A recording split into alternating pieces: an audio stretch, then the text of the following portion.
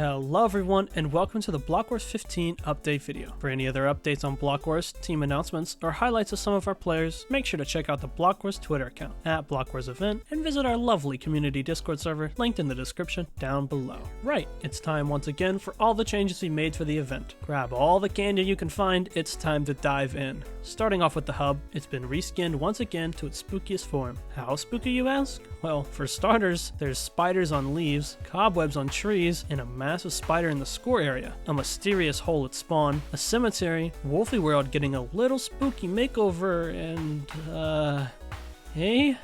I think someone forgot to feed Greg. You should probably avoid the forest for the time being. Who knows what hungry Greg can do. Ugh.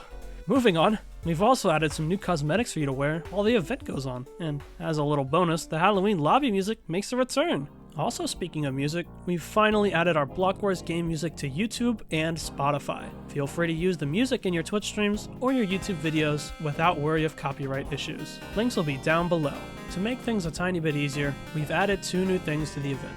To start off small, we've added a timer paused into the action bar when the timer is paused. And for a big change, we've implemented an entirely new spectating system. You can now play games like Race and Beep Test, for example, even after you finish all your laps or get eliminated entirely. On top of that, we've added a fancy new teleport menu, where you can now teleport to any player in the event. Alrighty, to the decision donut we go. One thing you may notice about the donut this time around is that there's a bit of a Halloween decorations around the donut, like the trick-or-treat bags and floating candles, some new game display models. Now, in past events, when a player gets a special item like golf rules, it's usually broadcasted in chat. These special items will no longer broadcast in chat to make things a little more spicy and spooky. Speaking of spicy, we've reduced the damage and chance for the obtaining the Molotov item in the donut. While we're on the topic, we're introducing a couple more items to spice up the voting periods. Some items are pretty self-explanatory, like the Ender Pearl and a Boop Stick, which knocks people back.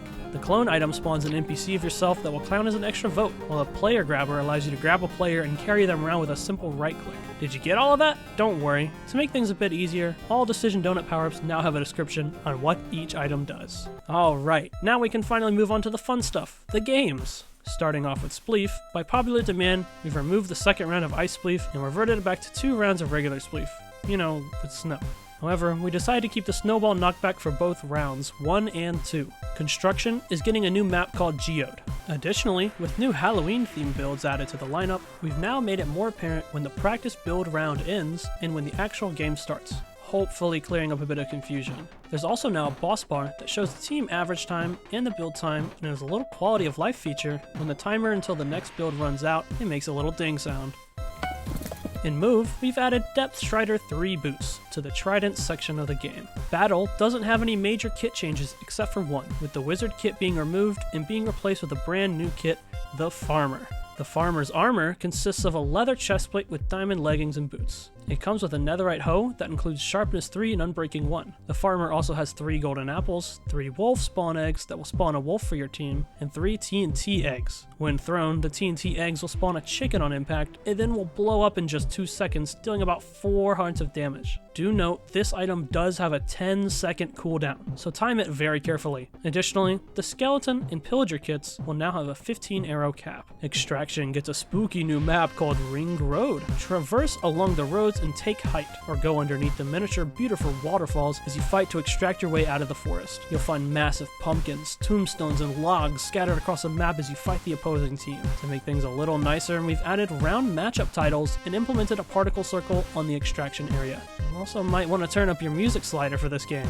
Back over in Hunt, the scientists in the lab has been busy experimenting, adding around jump pads, zip lines, and frosted tunnels. You'll want to be on your toes and watch your back in this one. The game lineup for party is the same as the last Block Wars event, with Splat, Beep Test, Crossfire, and Fire Feet making a return. We removed the purple levels in Beep Test as we realized that the party game was being a bit too long. Levels were made a bit easier in the beginning, but the difficulty will ramp up, so stay on your toes. Also, if you fall, everyone can now see you, and everyone will laugh at you and judge you. We did have to make party terrifying somehow, right?